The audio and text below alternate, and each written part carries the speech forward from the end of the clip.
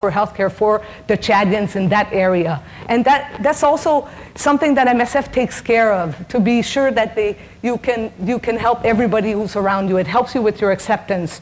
There is also needs there. The majority of the people in the camp were women and children, and the camp was all set up by the UN. So UNHCR had given tents, etc. UNICEF was starting to run some schools, and the World Food Program was taking care of the food. I think I went a little bit too fast, but I will go back and just explain to you that the war of Darfur, I talked about the displacement, but it was actually a situation where villages were pillaged, burnt to the ground, men were killed, thousands of civilians died. So the rebel groups, men on horses, that's the way the refugees would tell the story, would enter a village, target all the men, try to kill the men. They let the women go and children, but a lot of the women were raped. The rape was used as a weapon of war in the war in Darfur. It was quite bad, So the service itself of MSF was the clinic, medical care. But it was the medical staff that were seeing the patients that alerted to say, these people, the stories they're telling, we have to also do something for counseling or something, no? Somebody said, one of the doctors in the field when so we were late in the game. I have to say, this is 10 years ago. Today it's not like this in MSF, but 10 years ago, it took until December for a psychologist to come to do the assessment. And the actual project, the component I was telling you about, didn't start till the following June. So a year and a half after the refugees had arrived, So I think it's important to mention that, because I think there has been a lot of improvement in humanitarian interventions.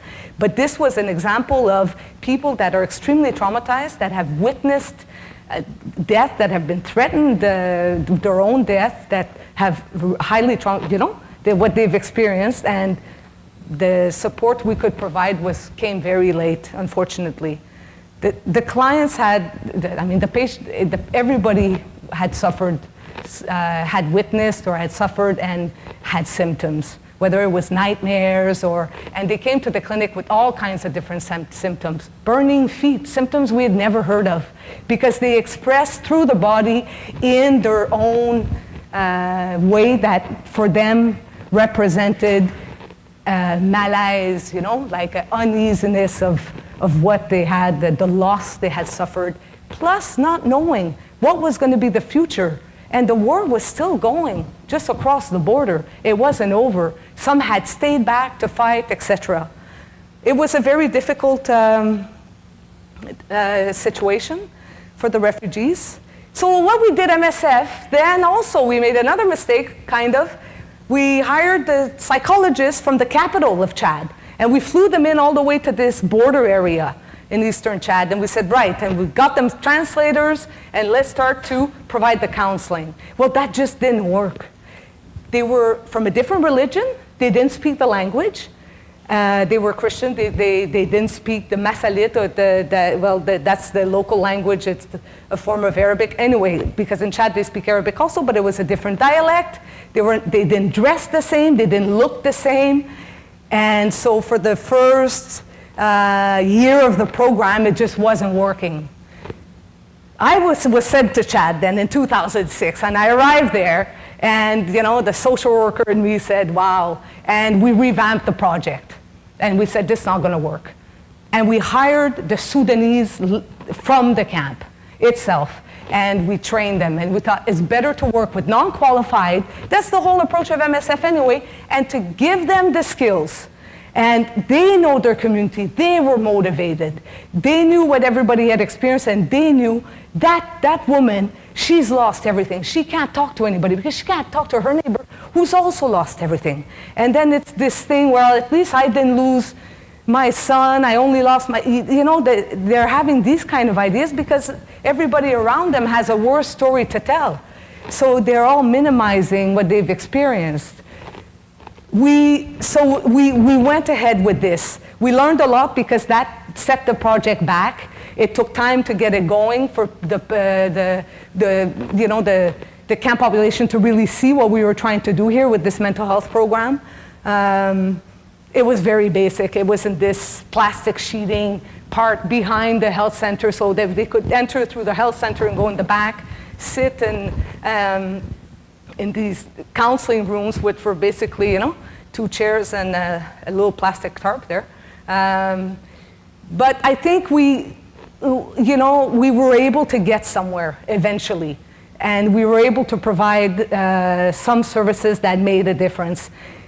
What was good is that the conditions of living there were so difficult. So they also needed ongoing support for this, because this was also a constant worry for them. What's going to happen in the future? Their daily needs of, I don't have enough of this, or I can't.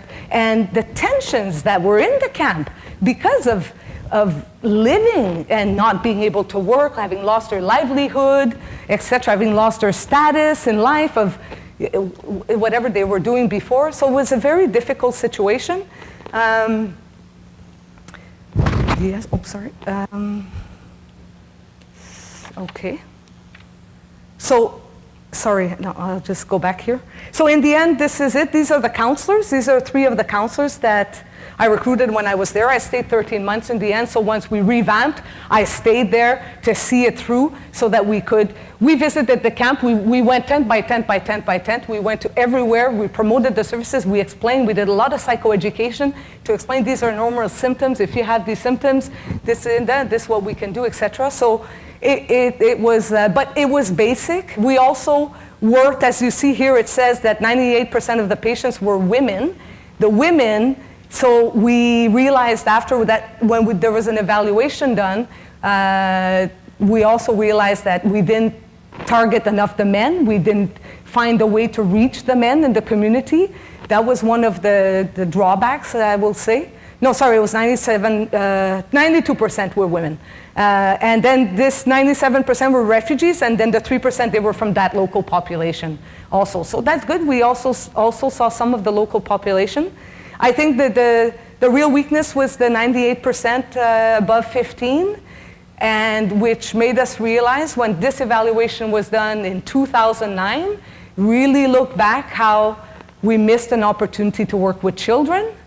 We didn't have that expertise in MSF in those days, so adults we were comfortable with, children we were not, and that's also something that MSF has worked on, is striving to really be able to address the mental health needs of children in all these conflicts or of disasters in general, the importance of working with children. But I think that this shows an example. For me, it made me extremely proud to know that the counselors themselves, these women that came from a remote village in Darfur, that the skills that we gave them, that when something happened, they were able to use those skills to defend the women in their own community and to speak out. And that's why I decided to share that example with you. I think there's an incredible amount of resilience also, and I just think it was really a beautiful example. So we're moving on to disasters. I said I would give you a concrete example. That was conflict. I'm sorry, I have to go quickly because there's lots still to say. But before, I'm sneaking this one in. The picture you just saw is in Haiti, the Haiti earthquake. This is the example I will use to illustrate MSF and natural disasters. This is an open air surgery after the earthquake. But before that, I would like to talk about the project that we had in Haiti. So I went to Haiti as a project coordinator in September 2009, where we had this hospital, Maternité Solidarité, which was an obstetric hospital specialized obstetric hospital doing only deliveries. Haiti, as you may or may not know, has the highest maternal mortality in the Western hemisphere, and the target here was to be able to to reach women who were at risk of maternal mortality, that had high-risk pregnancies with preeclampsia and eclampsia, and who had no access to health care. It was a baby factory. This hospital just had babies and babies and babies. It was a beautiful project. We had 13 gynecologists, 45 midwives, 2 psychologists. We're not in a tent anymore. We're not under plastic sheeting. We're a highly specialized hospital with 1,000 deliveries a month. 700 of them were normal deliveries, and 300 of them were C-sections. The psychologists here, so wherever I go as project coordinators, there's always that mental health component. They worked with the moms. It wasn't easy in Haiti for these mothers. Another baby meant another mouth to feed. These are Port-au-Prince before the earthquake was already a very tough place to live.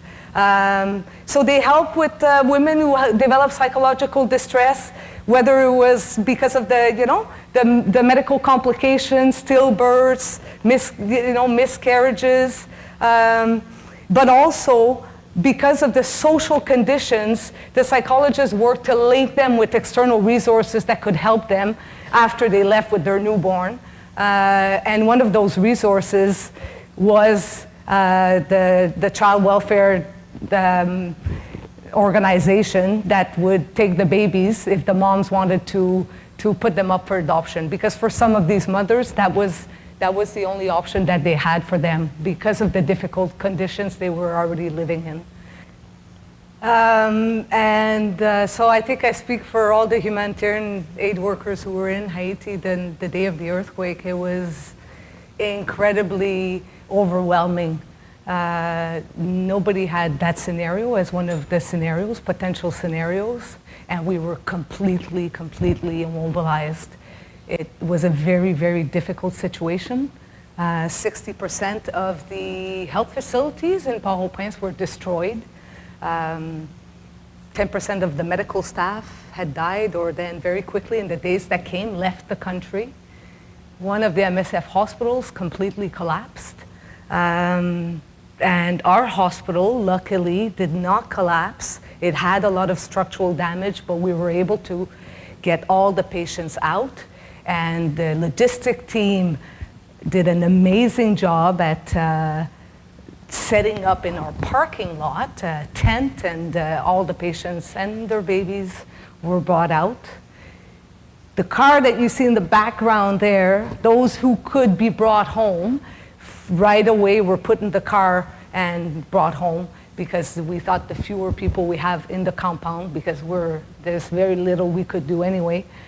That car was funny because the next day we were counting our cars, saying, we're missing a car. What happened to that car? It was so chaotic.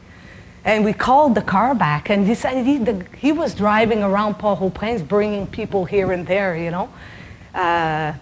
So, I mean, we did our best. Very quickly, though, we got very organized. MSF, you might have heard or not, sent, the inflatable hospital. Airplanes started to come, massive intervention to be able to do, but we had to shift focus. And the focus was on the wound care, on the saving lives, on the emergency amputations, which were required because a lot of people had injuries that required amputations.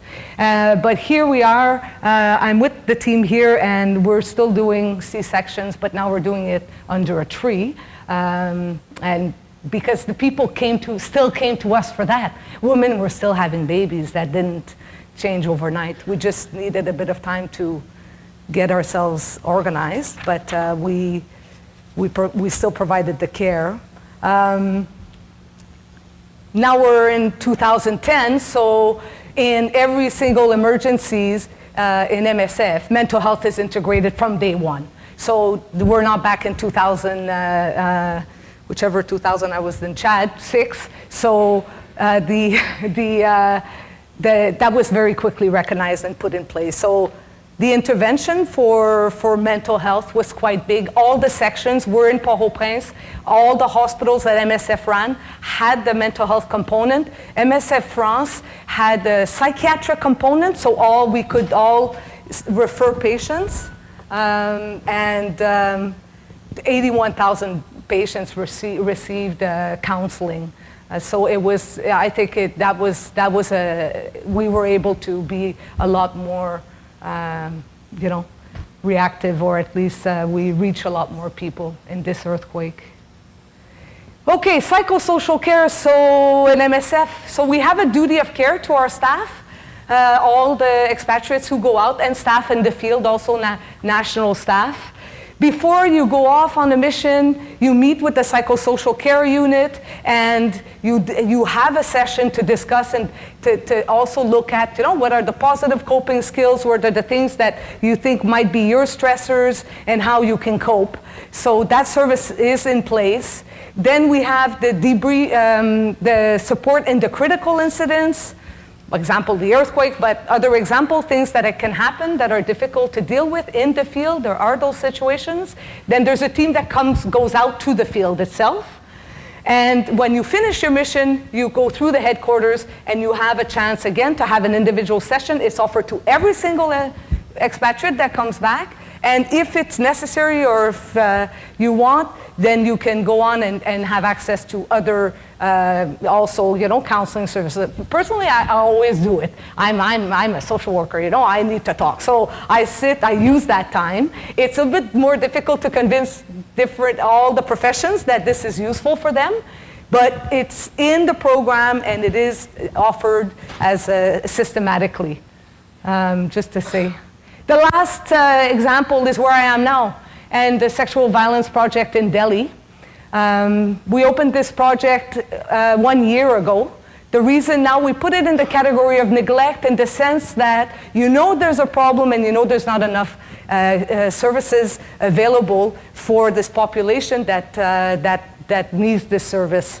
So MSF has a responsibility, we feel, to respond to the medical need of people in situations of violence. So we were hoping to reach the survivors of sexual violence in Delhi. So I'm running out of time, so I'll have to go very quick here. Just to show you some of the slides of, it's a bit too fast, but I'm gonna have to skip this part, unfortunately. What I can tell you is the violence in Delhi is epidemic levels.